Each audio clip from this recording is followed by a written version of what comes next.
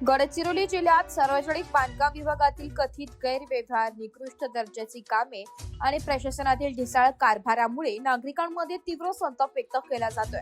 जिल्ह्यातील अनेक रस्ते, पूल आणि शासकीय बांधकामांबाबत वारंवार तक्रारी होत असतानाही संबंधित अधिकाऱ्यांवर कोणतीही ठोस कारवाई होत नसल्याची चर्चा सर्वत्र रंगली आहे। विशेष म्हणजे महाराष्ट्र राज्याचे मुख्यमंत्री आणि गडचिरोली जिल्ह्याचे पालकमंत्री यांच्या जिल्ह्यातच सार्वजनिक बांधकाम विभागाच्या कामकाजावर गंभीर प्रश्नचिन्ह उपस्थित होत असल्याने नागरिकांचं लक्ष आता थेट मुख्यमंत्री कार्यालयाकडे लागलंय।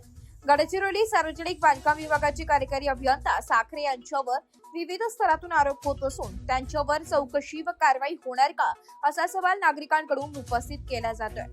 जिल्ह्यात अनेक विकास कामांवर कोट्यवधी रुपयांचा निधी खर्च करण्यात आला, मात्र काही ठिकाणी रस्ते अल्पावधीतच उखडणे, पुलांच्या कामाचा तांत्रिक त्रुटी दिसणे तसेच गुणवत्तेबाबत प्रश्न निर्माण होणे यामुळे जनतेत नाराजी वाढत आहे। सामाजिक कार्यकर्ते, स्थानिक नागरिक आणि विविध संघटनांनी या संदर्भात अनेकदा निवेदन देऊन चौकशीची मागणी केली आहे।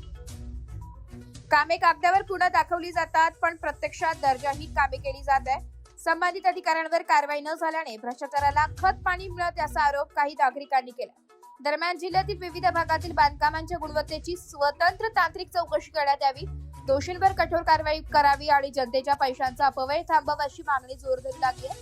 राज्यात पारदर्शक प्रशासनाचा दावा करणाऱ्या सरकारसमोर आता गडचिरोलीतील सार्वजनिक बांधकाम विभागाचा मुद्दा मोठे आव्हान ठरत असून मुख्यमंत्री आणि पालकमंत्री या प्रकरणात काय भूमिका घेतात याकडे संपूर्ण जिल्ह्याचं लक्ष लागलंय।